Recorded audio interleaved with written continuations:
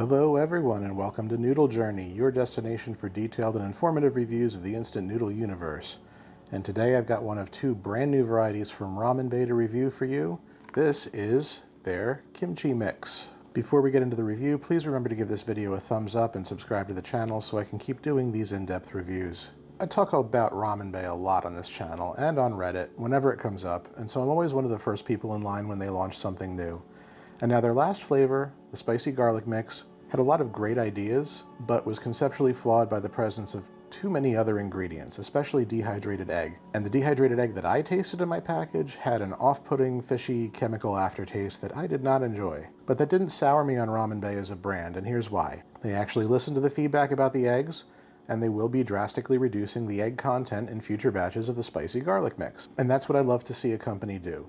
Listen to its customers and fix its issues. So you can bet your ass that despite my misgivings about those eggs, I had no qualms buying Ramen Bae's two newest products, one of which is this kimchi mix. Now, if you're new to the concept of Ramen Bae, they make these dehydrated mixes that you add to your instant noodles while they cook or steep, and it only takes 3 minutes for them to rehydrate, which is way faster than a lot of other dehydrated soup mixes. You can buy this particular 12-ounce bag of kimchi mix for $25.99 directly from Ramen Bae's website, which is in line with their other mixes price-wise, but you do get 14 ounces in those bags compared to 12 ounces here. Not a huge deal to me, but just letting you know, this is slightly less bang for your buck. I'm assuming there's extra cost associated with making these kimchi flakes in here, and that explains the slightly higher price by volume. Now, 12 ounces doesn't sound like a lot, but trust me when I say that a little Ramen Bae goes a long way. Dehydrated veggies are shelf stable for a long time. Ramen Bae says 15 months, but it's more than likely even longer than that.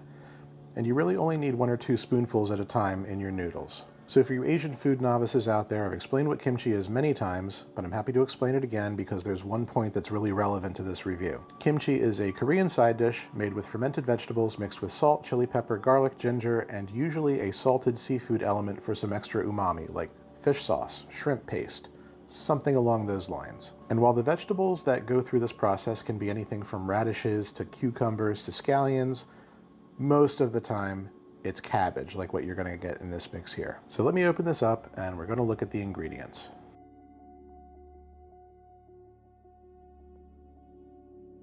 Now normally there's so many ingredients in these Ramen Bae bags that I have to kind of shake them out on a plate and show you individually, but in this case, nope. This is a lot more simple and limited in scope compared to their other mixes.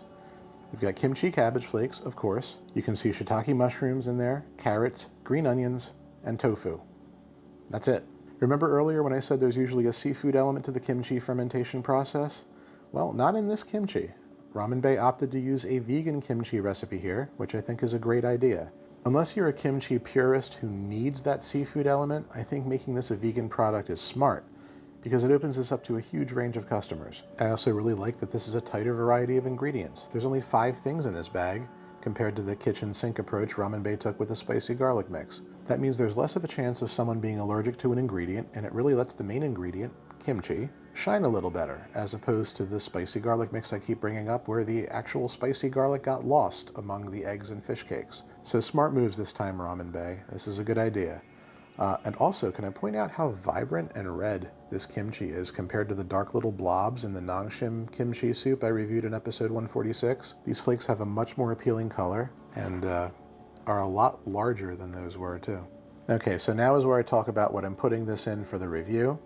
I need to add it to something mild so that I can gauge the spice on its own. And so I immediately thought of Gomtang. I still have a couple packs of this Han Kitchen Gomtang from episode 140. Check out that review to learn more about this product, but the gist is that I really liked this, and Gomtang being a completely mild, savory beef soup actually pairs very well with kimchi. In fact, my first Gomtang product from Paldo all the way back in episode 6 specifically said in the instructions to add kimchi to it.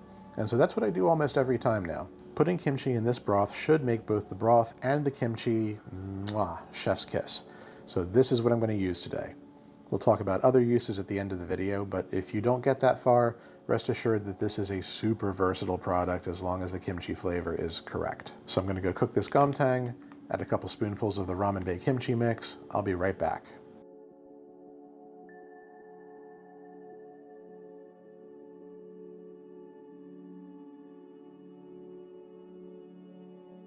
Okay, and here we go.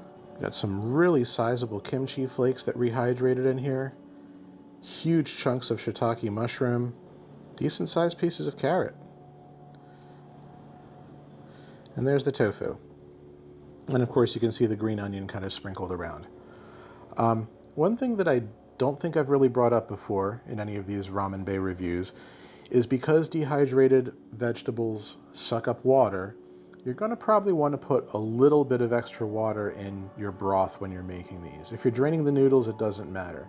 But if you're making a soup base like this, roughly 50 extra milliliters for, say, 2 tablespoons of Ramen Bae mix, which this is.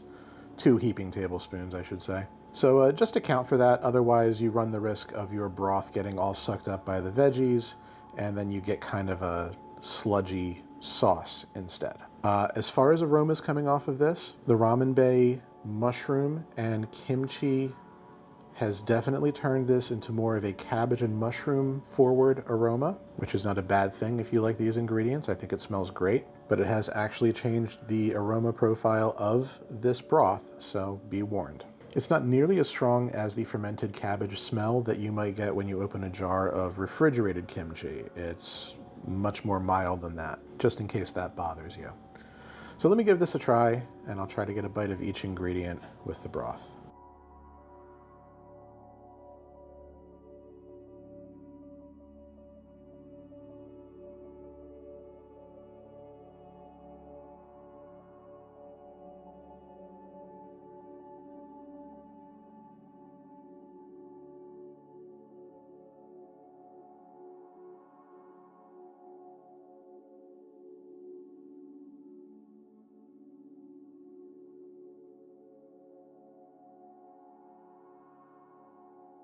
Okay, this is really good. Let me talk about the non-kimchi vegetables first, real fast. All great, all the right texture. The carrots have a nice crunch. The shiitakes are firm but supple, the way they should be. And the tofu is soft and tastes like the broth that it was cooked in. No strange aftertaste there, if that's something you're worried about. And of course, the green onions are mild and oniony, the way they should be. I'm especially glad the green onions are here because they were mysteriously omitted from the spicy garlic mix that I keep harping on about. But yeah, the kimchi flakes are the star of the show here, of course. As far as their spice level, they do have a little bit of zip to them. You get a bite of that chili pepper flavor mixed with the ginger and garlic, and it's reasonably sour, but it is not nearly as strong as refrigerated kimchi from your favorite Asian market. I think that gives this a good broader appeal for people who may like the taste of kimchi cabbage but can't handle the spice. So for me, I would put the spiciness score of an average jar of supermarket kimchi at like a 3 or 4 out of 10, depending on the brand. And so for this dehydrated mix from Ramen Bae, I think it only warrants a 2 out of 10 for spice. You know what? Let me just double check that. Yeah, that is really very mild as far as kimchi goes. 2 out of 10 for the spice level, for sure. And now the flavor of those flakes is spot on.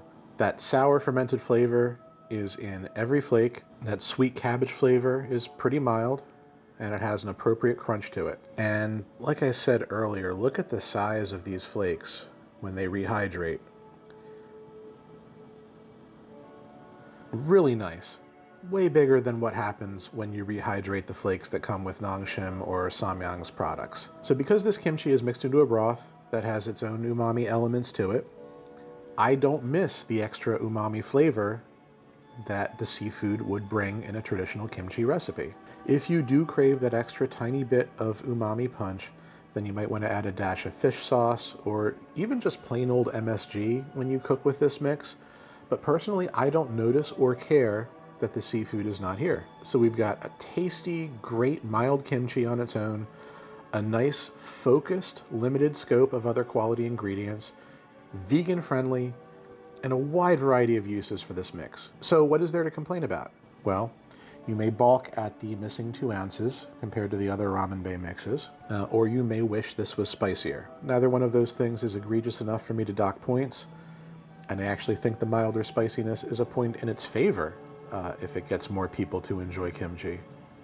So this is a perfect score for me. 10 out of 10 for Ramen Bae's kimchi mix. I think you'll love this as long as you like the taste of kimchi.